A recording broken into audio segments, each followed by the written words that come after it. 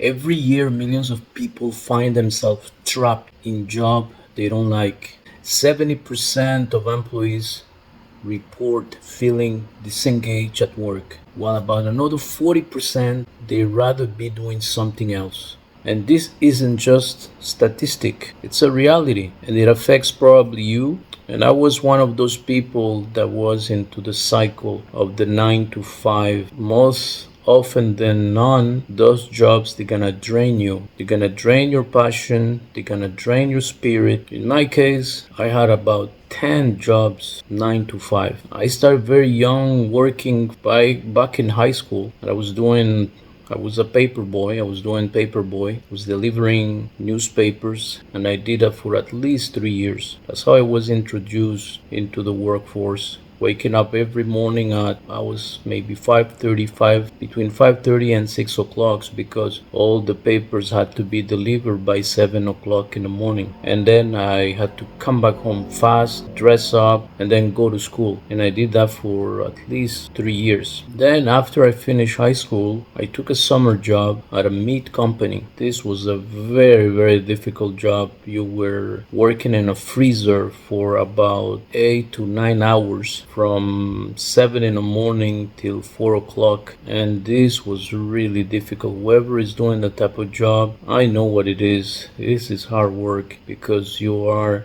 in a freezer for that amount of time. I probably gonna have arthritis when I'm gonna be older. I already feel my joints and pains in my finger because you have to dip your hand into the hot water while outside it's cold, freezing cold. Luckily, I did that only for a couple of years, I think. Then I went to work for another company, Sears, a company that was a distributor for Sears, and they were doing all the accessories for bedrooms, pillow shams, pillowcases, comforters, and all kind of stuff like that. So my job there, I was in the shipping department. That wasn't an easy job either because when the big truck used to come, the 52 feet trucks used to come, we have to unload them, and they were huge rolls of big rolls of material that was going to be used by the women that they were working on the machine. So those rolls of material, those rolls were heavy, like 50 kilos each roll at least. So sometimes we were 2 3 guys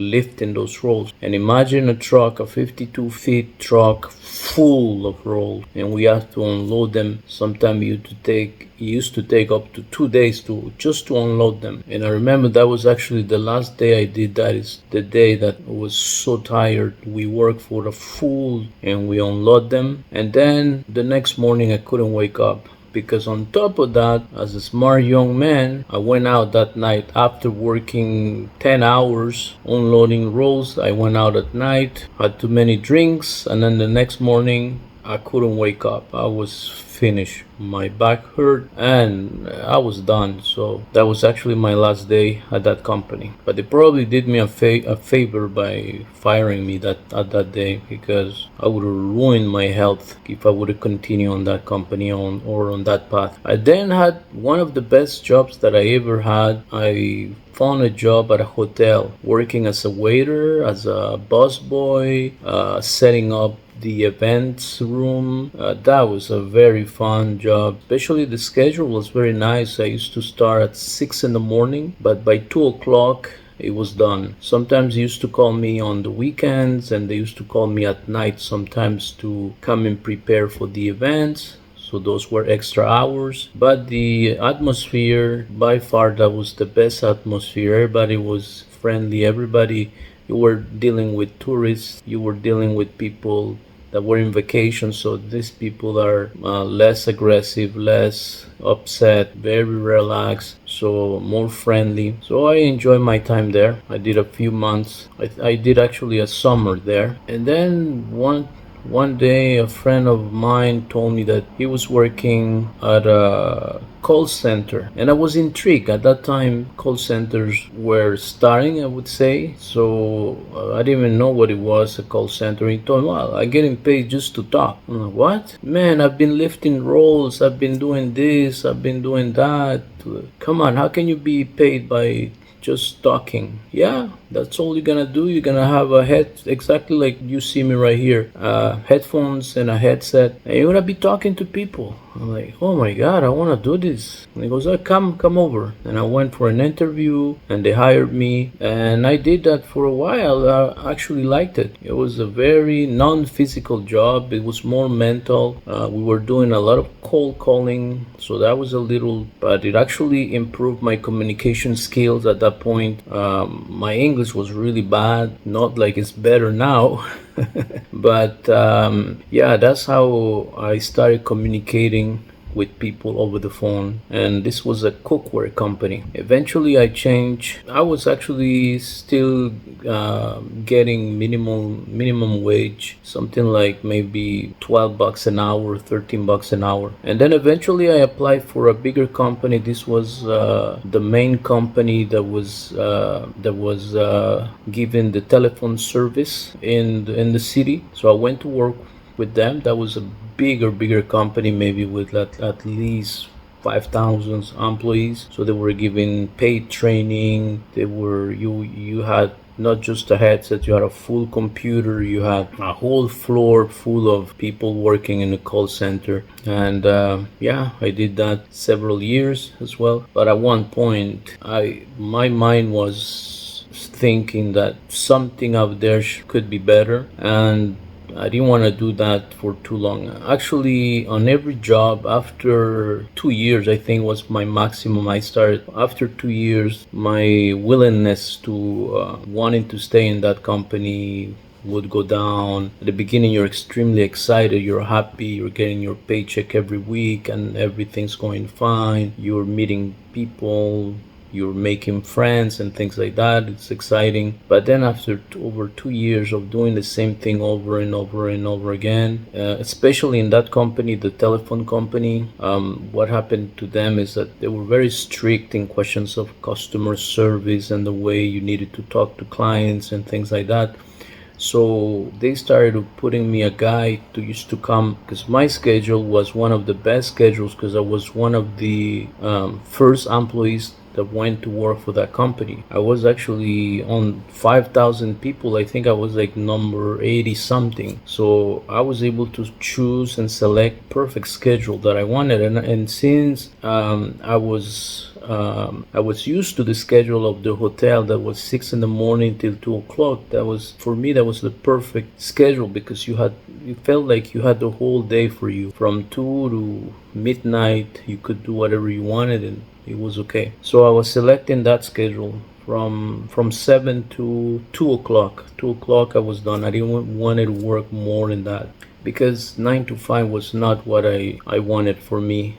I wanted to have my own business. I wanted to do money in a different way, not selling my time for money. And at that point, I had that type of schedule, and people around me started to be jealous. I remember I used to leave at 2, and everybody, the floor was, they all turned around. You're leaving? That's it? Remember one guy, one time, he actually threw me an object. That's how jealous he was. When he saw me leaving, he threw me an object, because he was new, and his schedule was from 10 in the morning till 8 o'clock at night. And I was like, I didn't pay attention. The atmosphere wasn't really an atmosphere to be fighting, because everybody was well dressed and everything. So I just let it go. But I knew, I could see and I could hear that people were starting to be very jealous of the fact that my schedule was very nice. But like I said, the atmosphere and everything, having a guy next to me, checking every single word that I was saying to the client and the way I was responding. Then I used to go with my manager and he used to listen to my calls and then give me feedback on that. It's starting to be really annoying.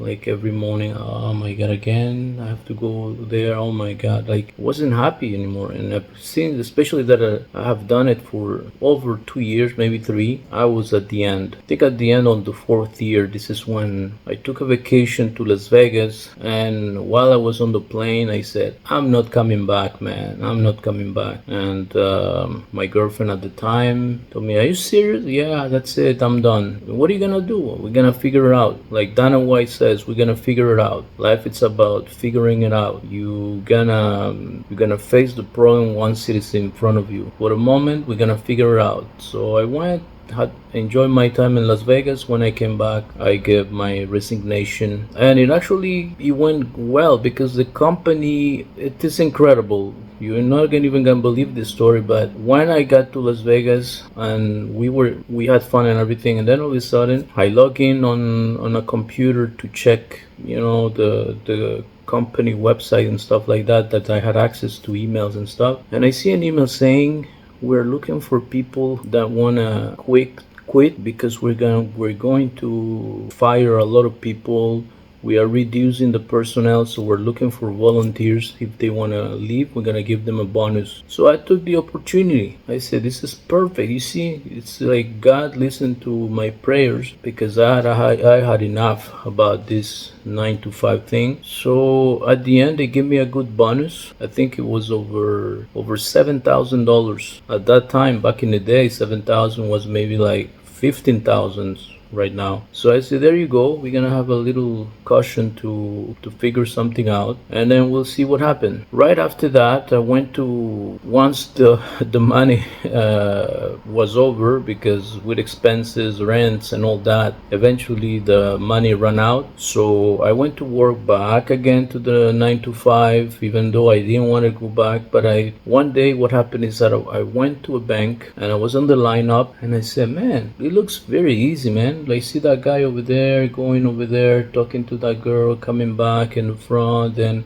going over there, and then this seems to be like a chill job. Let me apply for it. Maybe I'm gonna like it. Maybe I'll do this. Yeah, I don't need to have a headset. I don't need to be in a call center. Plus, I have customer service experience. Maybe that's gonna help me. And I went the same day when I was at the teller. I said, hey, how can I work here? Do you have like an application or something? And she said, no, go to the website and you can apply from there. So I went back home. I went in their website and I applied. I got a job. They called me right away for an interview, and I was interviewed by two ladies. They were very happy to talk to me. They were very friendly, and they told me, okay, you're starting on Monday. I'm like, wow, that quick, that fast? Okay, let's go. At that point, they didn't have any training. I was trying to compare the bank to the other company that I was coming from. Totally different, no training. They just put you in the front line, and I don't know. And how do I do this? Ask someone. And how do I do that?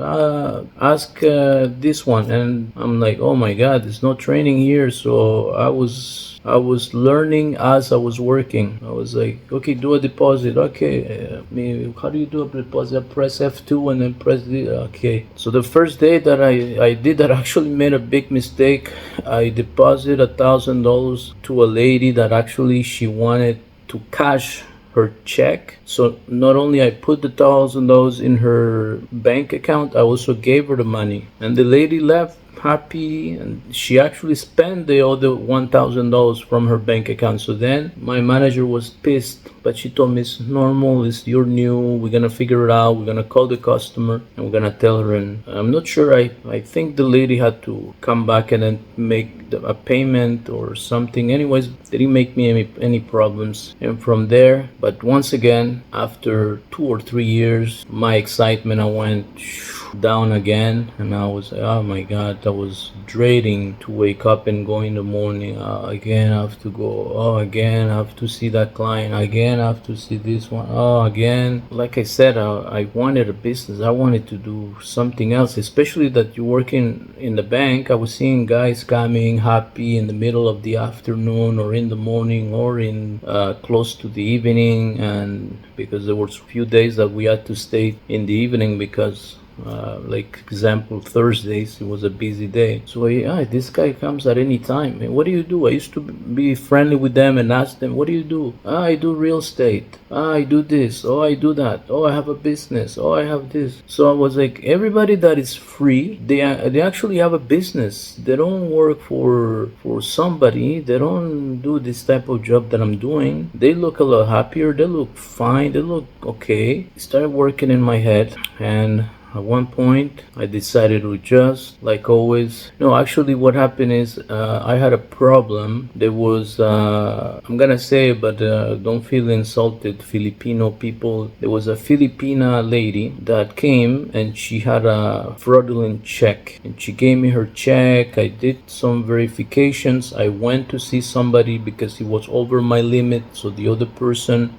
signed the check, approved it, and then I went and I deposited and I put a hold. It was a 7-day hold. Now I did what I had to do. I did my job. I asked somebody higher than me to sign it and to verify it. The person verified it, but I think the person was kind of busy, like how it is at the banks, they're all busy. So she signed it very quick, say okay here. And I deposited the check. I put a hold. She told me make sure you put a hold of 7 days. I did. I put a hold on the check. And then what happened on the 8th day? So I put a hold for 7 days. But on the 8th day, the lady came right away, withdrew the money, and disappeared. On that day, after she took the money, we receive a fax saying the check is fraudulent. Put a hold. This is a fraudulent check. Put a hold on that account and close the account and alert the authorities and all that. So my manager started freaking out because it was actually a big check. Well, not that big, but for them it was big because it's considered a loss. It was like 3,500, something like that. And she came and she was pissed. And at the beginning they thought it was somebody else. There was a lady working next to me, and I thought it was the lady that did it. And then, but they were not that upset, but not that much, because the lady's been there for many years, maybe like 10 to 15 years. So it was someone they knew. But then all of a sudden, they realized that it was not her stamp, it was actually mine. When they found out that it was me, which was the younger one, which was also the one with less experience, my experience at that point was maybe like 4 years. So they're like, oh my god, what did you do? Look at that. They brought me into the office and make a big stuff. And then a few days later, they put me back in the office, and I said, we did an investigation. And the manager actually accused me. She's like, I think you know that Filipina. I'm like, what? First of all, I'm not Filipino.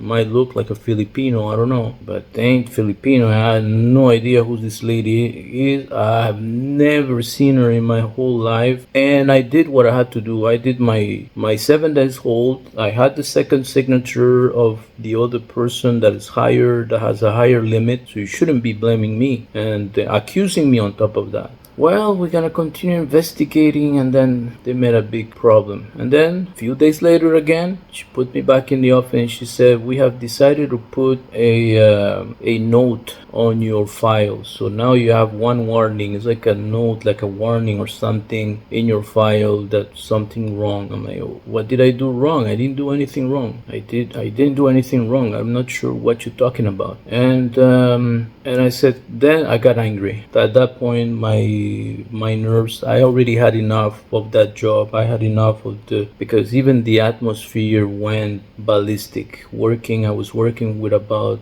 7 women, and it's not easy to work with women. I can tell you, I've done it. 7 women around me, and when they have their periods and stuff, their hormones are up and down. One day they're happy, they're smiling, the next day they're screaming at you, the next day they are not talking to you. It was hell. It wasn't the best atmosphere. I remember one time like going Hey, can you help me with this? Don't you see that I'm busy? They were screaming like crazy. Whoa. And then the next day, oh, you want to go for lunch with me? You want to go for lunch with me? Like, I don't have anybody to go with. You want to come with me? Bitch, you remember yesterday what you told me and how you treat me? Hey, ain't working with me. Get out of here. So the atmosphere was really, really bad at the end. Felt like the whole place was against me because I was one of the only males in that company. So at the end, when she told me that she was gonna put a note or something in my file, I said, put all the notes you want because I'm giving you my 15 days notice. I'm leaving. What? Yeah, that's it. I'm done. Then a few days later, she came back. No, okay. I talked to the VP, and the VP said it's okay. We're gonna remove the note from your file. I said, you know what? The harm was already done. And on top of that, I remember that like maybe like it was the end of the year, and that month also another thing that happened was they brought me in also for an increase. And when she gave me an increase, she handed me a letter, 25 cents increase after 1 year of work. 25 cents. I said to her, this is a joke. When in the other company that I was, the telephone company, every increase was like 5%, like 10%. Like you could see actually see a difference, like $1.50, like $2, like $3. It was good increase. And bonuses at the other company, the telephone line company, bonuses were like 2,000, like at the end of the year, 2,000, 2,500 something. Here at the bank, bonuses $300, 250 in a year. I was like, man. And they had a big sign on their website saying, we are proud to be the number 1 hiring company in the country. We have the best benefits and all that. I was like, man, if they knew what other companies are doing, they wouldn't be advertising like that. I know because I tried all the other jobs and other companies. So basically, this is what happened. At the end, I left, and I also quit that job after over 4 years. And this is when I decided to open my own business. And I can tell you that when I opened my business with maybe less than $1,000, and thanks to God, I had it for over 5 years, and that was the best time.